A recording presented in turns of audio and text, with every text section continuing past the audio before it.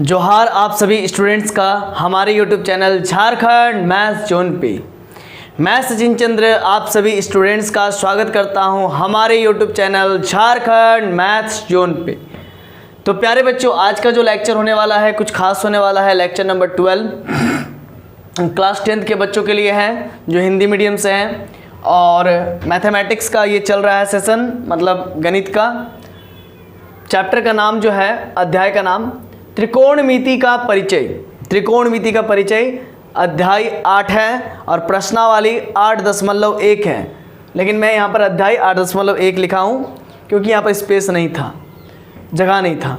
तो फिर अध्याय 8.1 प्रश्नावली 8.1 है ना, एक्सरसाइज 8.1 चल रहा है।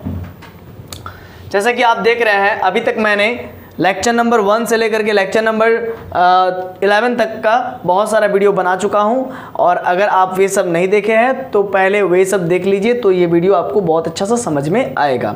तो देखिए क्या है इस लेक्चर में, आप देखिए बच्चों, प्रश्न 6 है। इसमें क्या कहता है, क्वेश्चन समझिए पहले क्या कहता है। यदि एंगल ए और एंगल बी न्यून कोण हो, मतलब समझ लीजिए, अगर एंगल ए और एंगल बी न्यून कोण हो, न्यून कोण का मतलब होता है वैसा एंगल जो 90 से छोटा रहे, 90 से कम रहे, 90 डिग्री से कम रहे, कम हो, तो वैसे एंगल को न्यून कोण कहते हैं।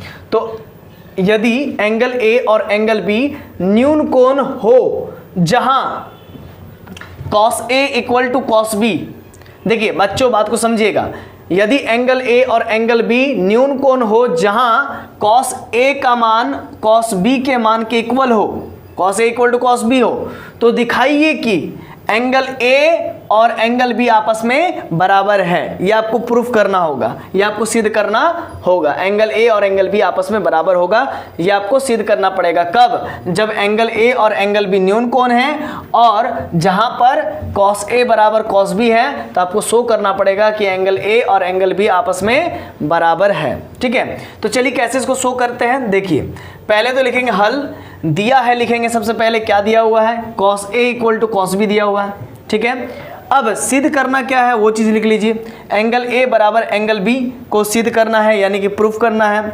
तो भाई देखिए सबसे पहले समझिए, सिद्ध लिखेंगे cos A बराबर cos B, ये तो दिया हुआ है, यहाँ तक लिख लिए, यहाँ तक तो आपको समझ में आ गया होगा।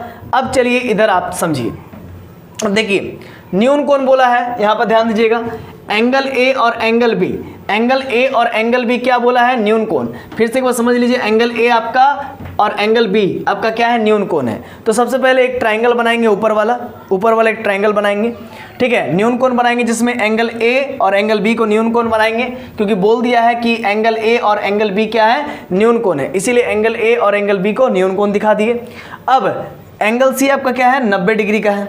अब जब सिंपल सी बात है, अगर एंगल A और एंगल B न्यून कोण है तो ABC ट्रायंगल में तो C एक एंगल बचा, तो वो ऑब्वियस सी बात है 90 डिग्री का ट्रायंगल बनेगा। ठीक है, समझ गए। अब चलिए हम लोग एक समकोण त्रिभुज ले लिए हैं, ठीक है, जिसमें एंगल A और एंगल B क्या है, न्यून कोण है, जो कि एक्यूट एंगल है, मतलब कि 90 डिग्री से छोटा एंगल है। एक्यूट एंगल न्यून कोण को इंग्लिश में कहा जाता है। तो देखिए यहाँ तक तो आपको समझ में आ गया कि सबसे पहले दिया है लिख लेंगे cos A equal to cos B, सिद्ध करना है एंगल A और एंगल B आपस में बराबर है, ये चीज़ हमको सिद्ध करने का है। ठीक है, अब जरा देखिए अब हम लिखेंगे सिद्ध cos A बराबर cos B, ये दिया है। अब समझिए cos A बोल रहा है, तो इसका मतलब देखिए ये एंगल देखेंगे, हमने पहले भी कहा था, ये एंगल देखेंगे, यानी कि जो एंगल A ऊपर में है वो एंगल A नीचे में आ जाएगा। ठीक है, और जो B नीचे में है वो ऊपर चला जाएगा। ठीक है, तो अब समझिए, अगर cos A देखना है तो कैसे देखेंगे, देखिए cos A का वैल्यू B/H होता है, बेस अपॉन हाइपोटेनस। तो बेस कितना हुआ, AC बेस हुआ, क्योंकि ये A देखना है, और हाइपोटेनस मेरा AB हुआ, तो मेरा देखिए AC/AB हो गया। और cos B देखना है, तो B बोले तो ये चीज़ देखना है, B बोले तो ये चीज़ देखना है। तो देखिए B बोले तो अब B/H, तो B/H तो आपको मालूम है इसके सम्मुख हाइपोटेनस होता है, इसके सम्मुख हाइपोटेनस होता है।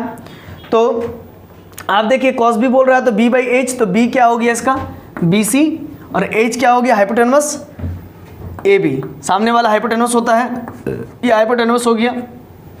अब देखिए यहाँ तक तो हो गया। अब ये ए बी से काट सकते हैं सेम सेम है ना। अब बचा यहाँ पर ए सी और बी सी, ए सी और बी सी बच गया।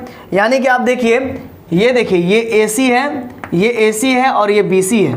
दूसरे में देखने की कोई ज़रूरत नहीं है, आप पहले में ही देखिए ये ए सी है और ये बी सी है। तो किसी, आप क्लास 9 में पढ़े होंगे ये चीज़ कि किसी भी त्रिभुज में, एक त्रिभुज में, ये एक ही त्रिभुज है, किसी भी त्रिभुज में अगर दो भुजाएं आपस में बराबर हैं, देखिए ए सी भी बराबर है और बी सी भी आपस में बराबर है, ए सी और बी सी क्या है, आपस में बराबर है। चलिए मैं इसको इरेज थोड़ा सा कर लेता हूँ। हाँ, तो ए सी और बी सी आपस में बराबर है, ठीक है। ए सी और बी सी आपस में बराबर हो गया, ये बी सी है, ये हमारा बी सी है। तो ए सी और बी सी हमारा बराबर हो गया, ए सी और बी सी बराबर हो गया। तो क्लास 9th में यहाँ पर गौर से समझिएगा, ये बहुत इंपॉर्टेंट है, ठीक है। देखिए ए सी और बी सी बराबर हो गया, तो हमने क्लास 9th में ये चीज़ पढ़ा था कि किसी भी त्रिभुज के अगर दो भुजाएं आपस में बराबर हो तो उनके सम्मुख कोण भी आपस में बराबर होते हैं, यानी कि उनके आमने सामने के कोण भी आपस में बराबर होते हैं। यानी कि समझ लीजिए, देखिए समझिए, ये पूरा इरेज मैं कर देता हूँ और साफ साफ यहाँ पर आपको समझाता हूँ। देखिए ये हमारा एंगल ए है और ये हमारा एंगल बी है, एक्यूट एंगल बोला था, ठीक है। तो एंगल ये समझ लीजिए, मैं दूसरा चौक का इस्तेमाल कर लेता हूँ तो अच्छा रहेगा।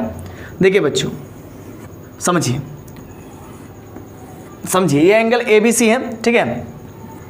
तो हमारा साइड भुजा ए सी और भुजा बी सी, भुजा ए सी और भुजा बी सी आपस में बराबर है। तो भुजा ए सी और भुजा बी सी आपस में बराबर हो तो हमने क्लास 9th में पढ़ा है कि अगर किसी भी त्रिभुज का अगर दो भुजाएं बराबर हैं, अगर किसी भी त्रिभुज का दो भुजाएं बराबर हैं तो उसके आमने सामने के कोण भी आपस में बराबर होते हैं। तो भाई ये दो भुजा आपस में बराबर हो गया तो इसके आमने सामने का कोण क्या हो गया, AC का सामने वाला कोण कौन हो गया, तो BC है ना, एंगल B हो गया। सॉरी, AC का सामने वाला, AC जो भुजा है AC का सामने वाला कोण कौन हो गया, तो एंगल B, ठीक ना। तो देखिए यहाँ पर AC का सामने वाला कोण कौन हो गया, कौन सा हो गया, एंगल कौन सा हो गया, एंगल B। और BC का सामने वाला एंगल कौन सा हो गया, तो एंगल A। तो BC का सामने वाला एंगल क्या हो गया, BC भुजा का सामने वाला एंगल क्या हो गया, तो एंगल A। तो ये तो किया आपस में बराबर हो गया।